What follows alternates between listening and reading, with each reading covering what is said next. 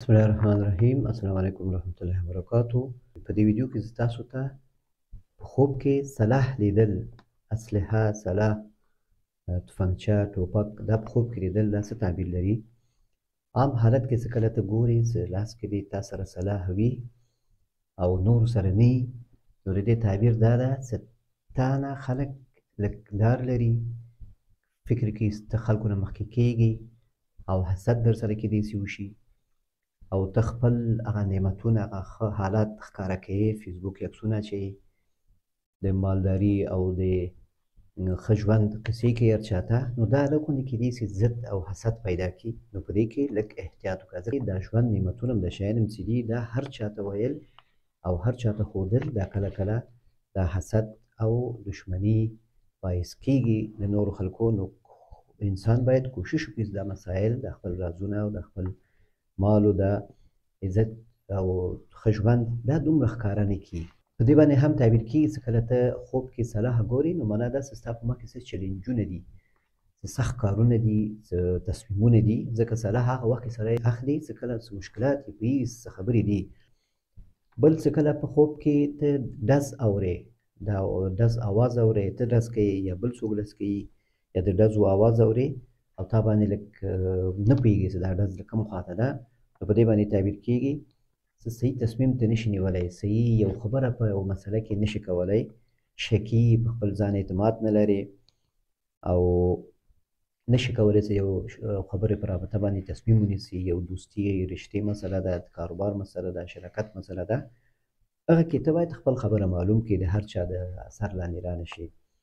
او څه کله ته بل چا سره سلاح ګورې او تا سره نه وي، بل ملګری دې وي، بل څوک وي او هغه سره سلاح ګورې او ته هغه ګورې او تا باندې لږ روب راځي یا داسې فکر کوي چې څنګه دا سلاح اخیستی، دا په دې باندې تعبیر کېږي چې ستا او د هغه رابطه لږ کم شوی ده او کېدای شي چې بدګماني شکونه پیدا شي. نو ښه دا ده که دا دې ملګری وي نو رابطه ورسره ساته او ورسره کښېنه چې دا کم کدورت او دښمني په منځ کې وي لرې والې چې هغه ختم شي.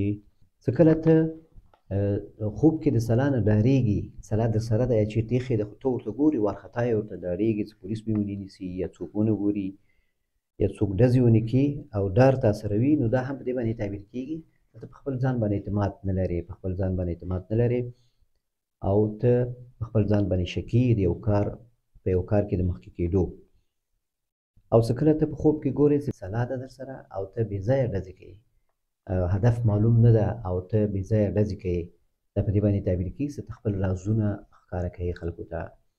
او په دې باندې هم تعبیر کېږي چې د خپل څه کوم مطالب او د کوم مراد و مقصد دې دغه پسې ګرځي، هغه هر چا ته قصې کوي او هغه تا ته تاوان کوي. او په دې باندې هم تعبیر کېږي چې کوم مسله وي، کوم دعوا وي، کوم ځای کې د صفایي خبره وي، ستا دلایل وي، په هغه کې ته سست یې، په هغه کې ته نشي کولی چې ته هغه صحیح مخکې بوځې، دا بې ځایه ډز کول چې کله ته په خوب کې وګورې. همدغسې نور حالتونه هم لري چې کله ته په یو چا باندې ډز کوې، نو دا یو ظلم باندې تعبیر کېږي چې ته هغه کس سره یو ظلم کوې، یو ګناه د هغه په حصه کې کېږي چې کله ته په خوب کې چا باندې ډز کوې.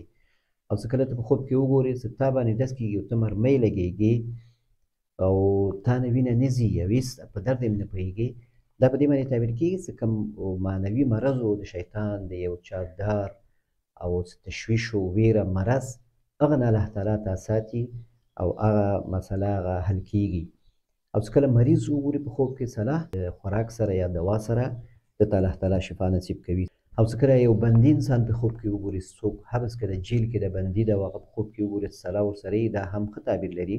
د دې تعبیر دا ده چې ستا د خلاصي لپاره کافي دلایل پیدا شوي دي، نو انشاءالله ته خلاصېږي او څه مشکل درته نه پاتې کېږي. او څه کله یو مسافر انسان سلاح په خوب کې وګوري چې ده سره سلاح ده په خوب کې، نو په دې باندې تعبیر کېږي چې ته دا سفر کې په امن کې، یعنې که تا سره ویره وي چې دا سفر به مې څنګه شي، نو ته په دې سفر کې په امن کې، ځکه سلاح چې چا سره وي نو هغه د کور نه څه وځي، د شپې د ورځې سفر کې چېرته ځي، نو همدغه سلاح داسې انسان سره وي، نو انسان بیا لږ پرې مطمئن وي، یعنې سفر دې سرته رسېږي، یو څه خطر څه مشکل درته نه پیدا کېږي. نو دا و د سلاح خوبونه. او څه کله داسې خوب ته وګورې چې سلاح تا سره ده او یو ځای کې ته پټوې، غواړې چې پټ کړې خو پټولی نه شې، نو دا ستا رازونو پورې تعبیر کېږي. څه تا سره کوم راز ده، کوم شی ده، هغه باید خلکو ته ښکاره نه کړي، هغه خلکو ته تا ښکاره کړی ده او خلک در باندې پوهېږي او کیدای شي تا ته مشکل جوړ کړي. نو دا په هغه صورت کې تعبیر ده چې ته سلا وګورې چې تا سره ده او ته پټولی نه شي. والله تعالی اعلم. نو دا و د سلا خوب تعبیر چې کله په خوب کې وکتل شي، مختلف تعبیرونه. یو مسافر دغه وایي خوب مې لیدلی چې زه تانک چلوم، وایي د هولي په منځ کې یم، تانک کې ناست یم او کاکا زوی ته مې وایم چې دا دروازه خلاصه کړه چې زه وځم، او وایي دروازه خلاصه کړي، ما سره ټوپک وي او نور خلکو سره نه وي. جذبات لري او ته د یو کار د مخکې کېدو لپاره خو هر څه کوشش کوي چې برابر کړي. او په دې باندې هم تعبیر کېږي چې حسد کیدای شي درسره وشي. او په دې باندې هم تعبیر کېږي چې خپل خپلوانو سره رابطه ساته چې رابطه دې ضعیف نه شي. بیا کله کله څه بدبینیانې پیدا کېږي. او په دې باندې هم تعبیر کېږي چې مرض که څه وي، تشویش وي، ډار وي، هغه انشاءالله ختمېږي. سفر دې وي، هغه انشاءالله په خیر کېږي، سلا تا سره وي. بل خوب ده، وایي زه مسافر یم، مشره خور مې خوب کې لیدلی یم چې کور ته تللی یم، په سر مې د اوسپنې وایي تاج وي، زنجیرونه پکې ځوړند وي او غمۍ سره ماشومان غواړي چې هغه وشکوي. سپین ږیرې سړی ورته وایي چې دا نه شئ کولی، تاسو به دا نه کوئ. نو دا وایي سپین ږیري ماشومان، دا سپین ږیري چې دا ماشومان منع کوي. نو دا په دې باندې تعبیر کېږي چې ستا عزت زیاتېږي. تاج په خوب کې د عزت زیاتېدل ده. نو تاجونه چې دي بیا څو رقم دي، د پاچا تاج، د واده لپاره تاج او د جنګ لپاره تاج. نو دا کم تاج ده؟ نو هماغسې په هماغه ترتیب باندې تعبیر کېږي. که د پاچا تاج دې ولیده په سر باندې، نو معنا تا ته الله تعالی عزت درکړي. که د فوجیانو عسکرانو د جنګ تاج دې په سر کې ولید، معنا ته الله تعالی حفاظت کړي، کتدار در سره یې سفر کې. او که د واده تاج دې په سر کې ولیده، نو معنا ده چې الله تعالی یو خوشحالي در واده دې انشاءالله نږدې به وي. نو په عزت زیاتېدلو، مشکلاتو حل کېدلو او شفا باندې هم، اسانه سفر باندې هم تعبیر کېږي. او کور ته رسېدلو په خیر باندې هم تعبیر کېږي، ځکه چې کور ته ته رسېږي نو ستا بیا خلک قدر کوي، تا مخکې وجیږي او خلک درته خوشحالېږي. بل خوب ده، وایي ښځې دي زموږ کور وایي جارو کوي. دا ښه خوب ده. نو د جارو د خوب تعبیر څه ده، هغه په یوټیوب کې شته. زما په چینل کې یو ویډیو ده همدې باره کې خاص. دا جارو څه ده، دا په خوب کې ښه تعبیر لري. معنا ده چې د غمونو، د مشکلاتو، تکلیفونو کمېدل، ځکه جارو سره صفایي راځي او جارو سره ځای پاکېږي. نو داسې د انسان سوچونه او فکرونه ارامېږي چې کله په خوب کې جارو وکتل شي.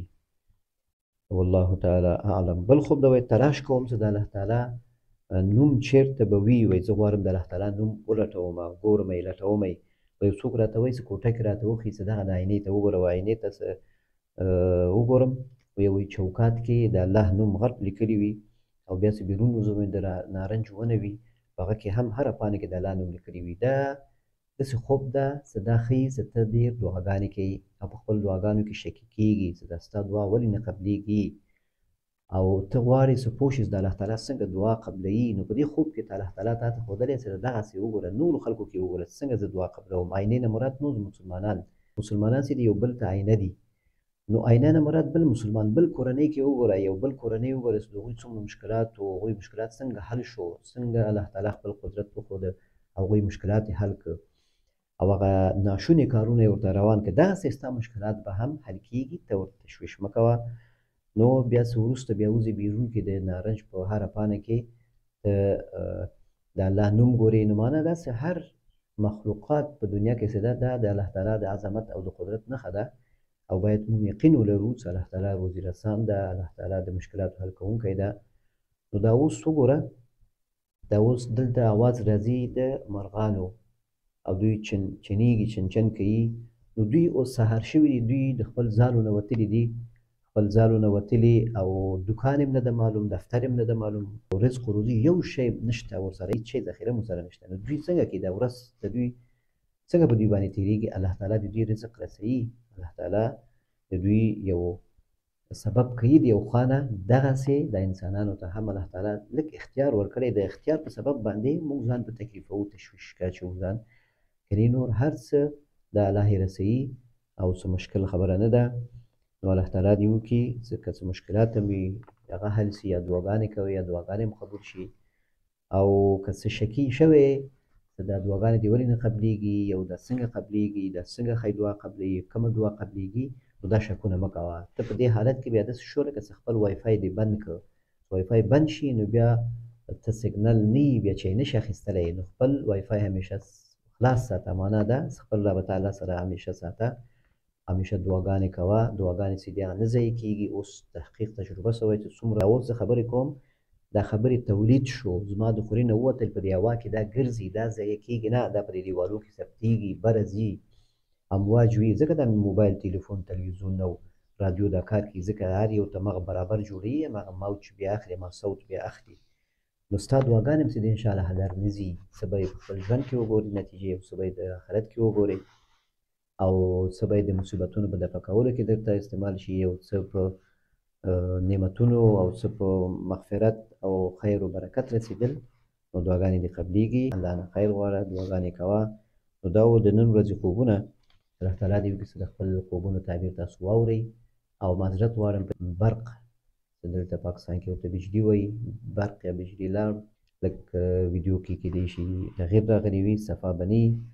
نو ما نه غوښتل چې دا خوب پاتې شي، ځکه ورونه بیا منتظر کېږي، بیا خفه کېږي.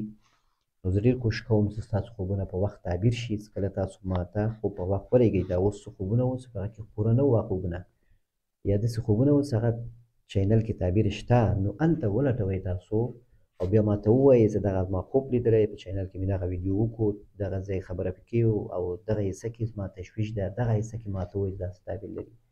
نو دا انشاءالله په دې برابر باندې بیا زه ښه څه قناعت در کوم، قدر سره تفاهم کوم، چې تا پوه کړمه، هغسې بیا ډېر ښه راځي. ځکه که ته زما ویډیوګانې نه ګورې، دا دومره زحمت وباسمه زه، دا دومره تنګ وخت کې، او په دومره کمو وسایلو، عادي موبایل سره، او زما په مخ کې عادي موبایل ده، دې کې څه کسانو خوبونه لیږلي دي، واتساپ نمبر نه بغیر په دې موبایل کې مې په دې کې مسنجر کې لیږلي دي، تعبیر خواب لقماني فیسبوک پیج ده، او یا احمد بشیر لقماني زما فیسبوک پروفایل ده، په هغه کې مسنجرونو کې لیږلي دي، هغه ما نه پاتې کېږي، هغه زه نشم کتلی، ځکه په دې باندې زه ویډیو کوم.